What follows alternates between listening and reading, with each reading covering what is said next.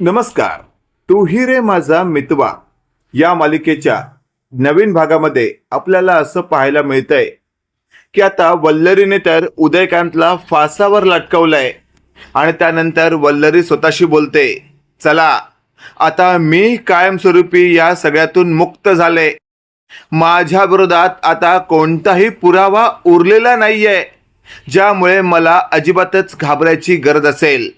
आणि अशातच आता वल्लरी खूप एटीत आपल्या बेडरूम मध्ये बसून महागातलं इटालियन ड्रिंक्स पित असते.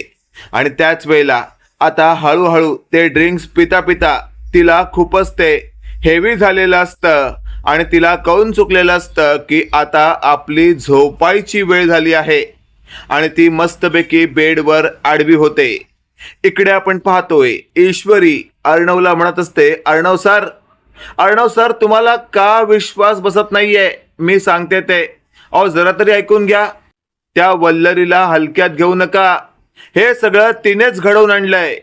त्यावर अर्णव म्हणत असतो, ईश्वरी अगं आपल्याकडे भक्कम असा पुरावा नसताना आपण वल्लरी मामीला या सगळ्यामध्ये कसं काय इन्व्हॉल्व करू शकतो? तिच्यावर असल्या प्रकारचा आरोप कसा करू शकतो? त्यावर ईश्वरी म्हणत असते, अहो पुरावा नाही असं तुम्ही म्हणताय, पण पुरावा आहे असं मी म्हणते, त्याचं काय? त्यावर अर्णव म्हणत असतो, ठीक आहे बोल काय पुरावा आहे तुझ्याकडे? त्यावर ईश्वरी म्हणत असते, अर्णव सर बघा, या वल्लरी मामीने त्या उदयकांतला फासावर लटकवलंय.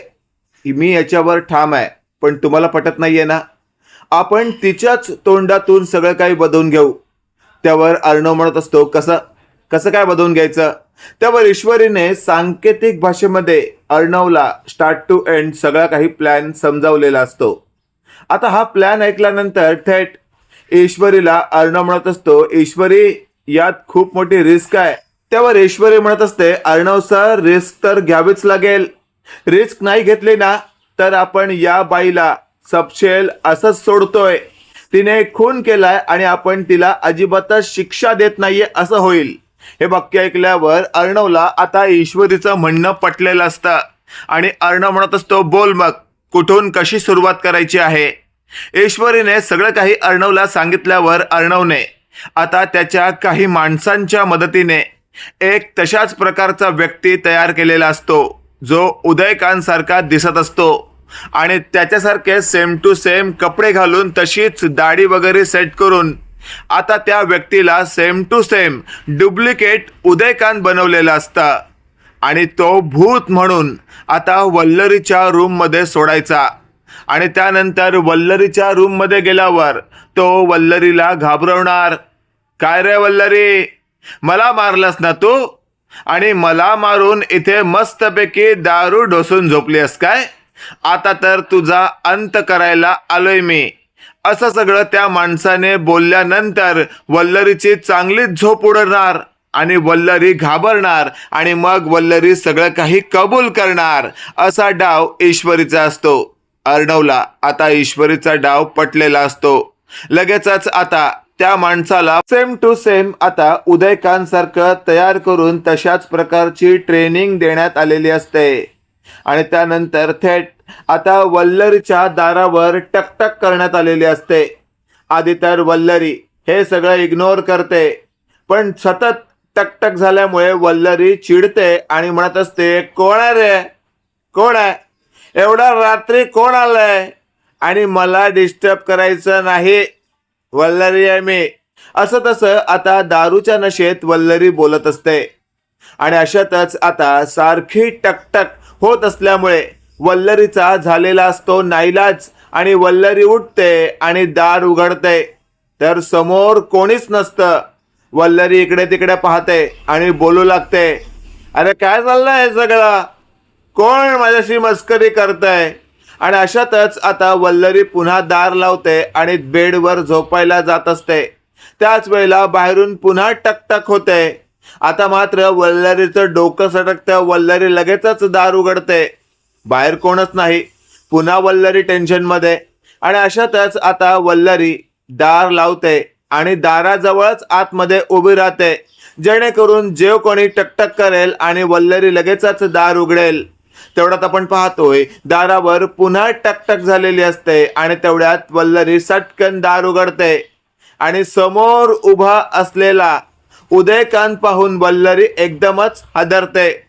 वल्लरीची झोप आणि वल्लरीची दारू पूर्णपणे आता उडालेली असते. वल्लरी म्हणत असते, उदयकांत तू?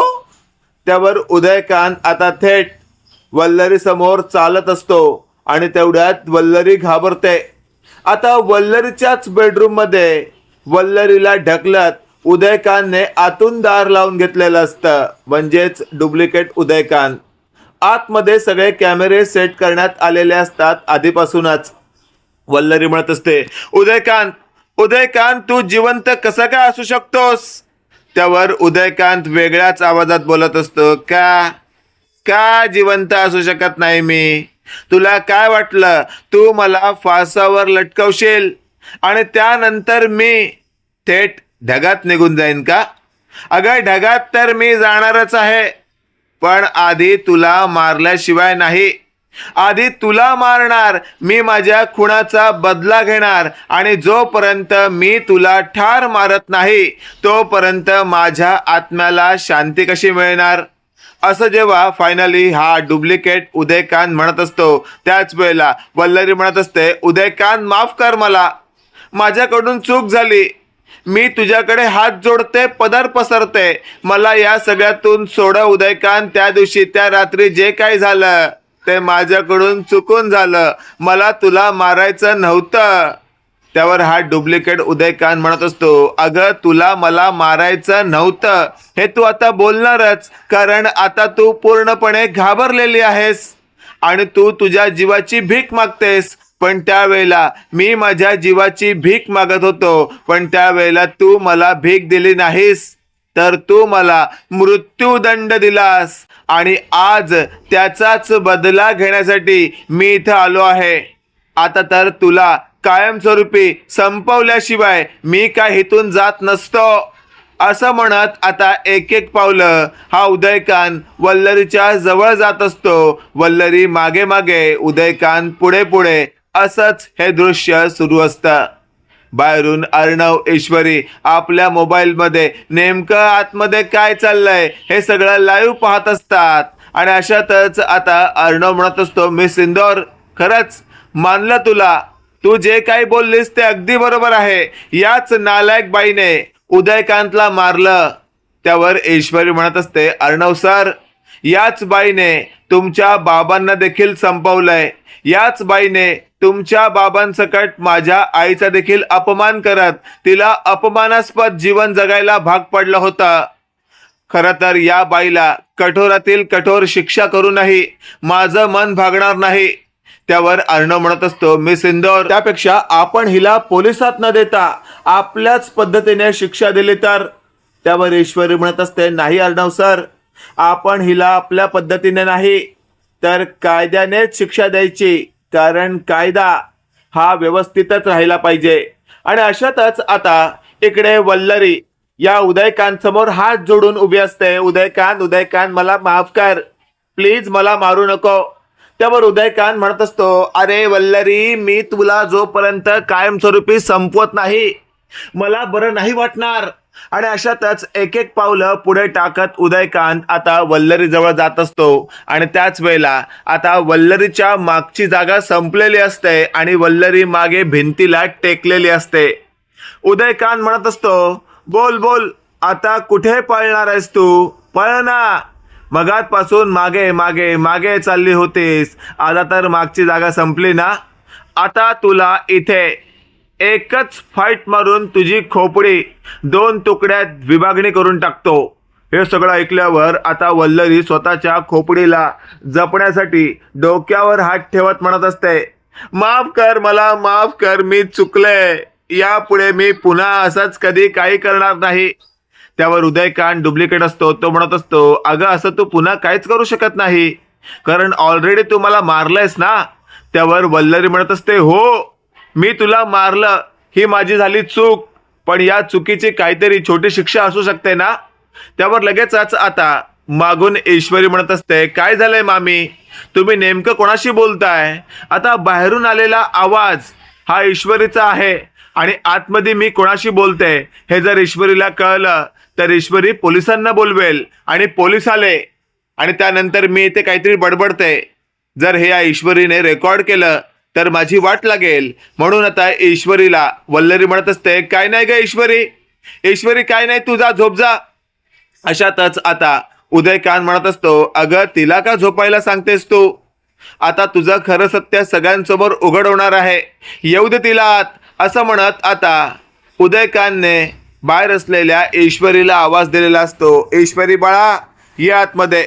हे वाक्य ऐकल्यावर आता वल्लरी म्हणत असते, तू भूत आहेस ना, मग तू तर मला मारायला आलायस, मग त्या ईश्वरीला कसं काय आत बोलवतोयस.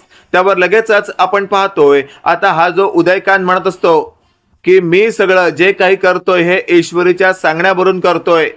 त्यावर वल्लरी म्हणत असते म्हणजे, त्यावर ईश्वरी म्हणत असते, मामी तुम्ही आता सगळं काही कबूल केलंय.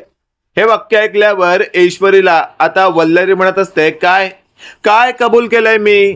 त्यावर मागून अर्णव सुद्धा येतो आणि तो म्हणत असतो, मामी हेच की तुम्ही उदयकांतला स्वतः फासावर लटकवलंय. त्यावर वल्लरी म्हणत असते, मी कुठे कबूल केलंय. त्यावर उदयकांत म्हणत असतो, तू आता कबूल नाही केलास. त्यावर वल्लरी म्हणत असते, हा तर इथे जिवंत आहे. त्यावर वल्लरीला आता ईश्वरी म्हणत असते, हा माणूस उदयकांत नाहीये, हा माणूस आम्ही तयार केलेला एक डुप्लिकेट व्यक्ती आहे. त्यावर ईश्वरीला वल्लरी म्हणत असते, म्हणजे काय चाललंय हे सगळं. त्यावर अर्णव म्हणत असतो, तुझ्या तोंडून सत्य वदवून घेण्यासाठी आम्ही हा सगळा डाव आखला होता. त्यावर ईश्वरीला वल्लरी म्हणत असते, ए ईश्वरी मी काही कबूल केलेलं नाहीये आणि मी अजिबातच इथून कुठे जाणार नाही. हा डुप्लिकेट आहे ना, तर तुम्ही त्याला इथे आणून माझ्याकडून वधून घेण्याचा प्रयत्न केलात. मी जाऊन आता पोलिसात तुमच्या विरोधात तक्रार नोंदवणार की तुम्ही मला इतक्या रात्री घाबरवण्याचा प्रयत्न केला आणि त्या उदयकांतच्या मृत्यूचा आरोप तुम्ही मला घ्यायला भाग पाडताय. हे सगळं ऐकल्यावर आता अर्णव म्हणत असतो, वा वा मामी वा, खरंच मानला तुला. तुला काय वाटतंय, आम्ही जर उदयकांत सारखा डुप्लिकेट माणूस मॅनेज करून तुझ्याकडून सत्य वधवून घेऊ शकतो तर तू जे बोललेलं सत्य आम्ही रेकॉर्ड करू शकत नाही का. हे वाक्य ऐकल्यावर वल्लरी म्हणत असते म्हणजे. त्यावर ईश्वरी म्हणत असते, मामी खरं तर आता तुम्ही जे काही बोललात ना आम्ही ते सगळं काही रेकॉर्ड केलंय, त्यामुळे तुम्ही आता कायमस्वरूपी तुरुंगात जाण्यासाठी तयार राहा. हे ऐकल्यावर वल्लरी म्हणत असते, खरंच खरंच तुम्ही रेकॉर्ड केलंय. त्यावर लगेचच आता अर्णव म्हणत असतो, मी सिंदूर ऐकाव या मामीला सगळं काही रेकॉर्डिंग. आणि लगेचच आता ईश्वरीने सगळं काही रेकॉर्डिंग आता या मामी समोर प्ले केलेलं असतं, ज्यात ही वल्लरी म्हणत असते, उदयकांत मला माफ कर, खरंच मला तुला फासावर लटकवायची गरज नव्हती, पण तुझ्याकडे माझ्या विरोधात काहीतरी भक्कम पुरावा होता ज्याच्या आधारावर तू मला प्रत्येक क्षणी ब्लॅकमेल करत होतास आणि तुझ्या या ब्लॅकमेलला मी वैतागली होते आणि कायमस्वरूपी तुझ्याकडून तो पुरावा हातात घे तुला मला संपवण्याचा प्लॅन करावा लागला आणि शेवटी मी तुला संपवलं. तुला फासावर लटकवल्यानंतर मला वाटलं की चला आता या सगळ्या झमेटातून मी सुटले, पण शेवटी तू ईश्वरी इथे डुप्लिकेट उदयकांतला आणून माझी वाट लावलीस. त्यावर अर्णव म्हणत असतो, मामी आता तरी तू या व्हिडिओमध्ये सगळं कबूल केलंयस आणि हेच व्हिडिओ आम्ही पोलिसात देऊन तुला कायमस्वरूपी तुरुंगात टाकणार आहोत आणि तुझ्यावर एक केस नाही तर 3 केस लागणार. त्यावर मात्र माझ्यावर 3 केस कोणत्या अशा प्रकारचं वक्तव्य करताच लगेच ईश्वरी म्हणत असते, पहिली केस उदयकांतला ठार मारलंस तू, ही तर मृत्यूदंड आहे. आणि दुसरी केस रमाकांतला ठार मारलंस तू आणि तिसरी केस रमाकांत आणि माझ्या आईला 25 वर्षांपूर्वी बदनाम केलास आणि त्या बदनामीमुळे माझ्या आईला नको नको ते सहन करावं लागलं, ही तिसरी केस. हे वाक्य ऐकल्यावर आता वल्लरी पूर्ती गोंधळलेली असते आणि तेवढ्यात तिथे वल्लरीची सासू म्हणजेच अर्णवची आजी आलेली असते. अर्णवची आजी म्हणते, या वल्लरीने एवढं सगळं केलंय. त्यावर लगेचच आता मागून संजय म्हणत असतो, हो आई या बाईने खूप काही केलंय, अजून तर आपल्याला हिच्या खालच्या गोष्टी माहिती नाहीयेत. हिला आपण लवकरात लवकर पोलिसात दिलं पाहिजे, नाहीतर ही आपल्यालाही मारू शकते. त्यावर अर्णव म्हणत असतो, नाही मामा, ही असं काही करू शकत नाही, कारण माझ्याकडे आता लाईव्ह कॅमेरा सुरू आहे. याचं लाईव्ह प्रक्षेपण माझ्या एका मोबाईलमध्ये रेकॉर्ड होत आहे. प्रत्येक क्षणाला ही बाई जे काही बोलली आहे ते आपल्याकडे सपशेलपणे रेकॉर्ड झालंय. त्यामुळे आपण आता हिला घाबरायची गरज नाहीये. A to Z आता सगळे काही पुरावे वल्लरीच्या विरोधात असल्यामुळे वल्लरीची चांगलीच टरकते. पण तरीही वल्लरी आता त्या सगळ्या लफड्यातून बाहेर पडण्यासाठी बाजूला असलेला स्टूल जोराचा समोर असलेल्या म्हातारीवर आपटण्याचा प्रयत्न करते. पण लगेचच अर्णवने जम्पिंग जॅक करत या स्टूलला बाजूला पाडत ईश्वरीला म्हटलेलं असतं, तू बाई आहेस ना, या वल्लरी बाईला थोबडाव, मी तर हिला हाताने मारू शकत नाही. ईश्वरीने आता सटासट या वल्लरीचं थोबाड फोडलेलं असतं आणि एकच पंच मारत तिचे दात बाहेर काढलेले असतात. ईश्वरी म्हणत असते, मला उभ्या आयुष्यात कधी वाटलं नव्हतं मामी की मी तुमच्यावर हात उचलेन, पण तुमच्यावर हात उचलायला मला तुम्हीच भाग पाडलंय असं जेव्हा आता फायनली ईश्वरी म्हणते, त्याच वेळेला आता ही सासू लगेचच वल्लरीला 2 कानफाडीत देत म्हणत असते, उभ्या आयुष्यात तुझ्यासारखी बाई पाहिली नाही आणि यापुढे मला तू तुझा थोबाड दाखवू नको. मित्रांनो, येथे तर कन्फर्म आहे, येत्या काळामध्ये या मालिकेमध्ये आपल्याला वेगळं काहीतरी पाहायला मिळू शकतं असंच चिन्ह दिसतंय. कारण ही मालिका आणखीनच रंजक वळणावर जाताना दिसते. बाकी तुम्हाला ही नेमकी मालिका कशी वाटली कमेंट करून नक्की कळवा आणि असेच नवनवीन अपडेट पाहण्यासाठी व्हिडिओला लाईक आणि चॅनलला नक्की सबस्क्राईब करा. धन्यवाद.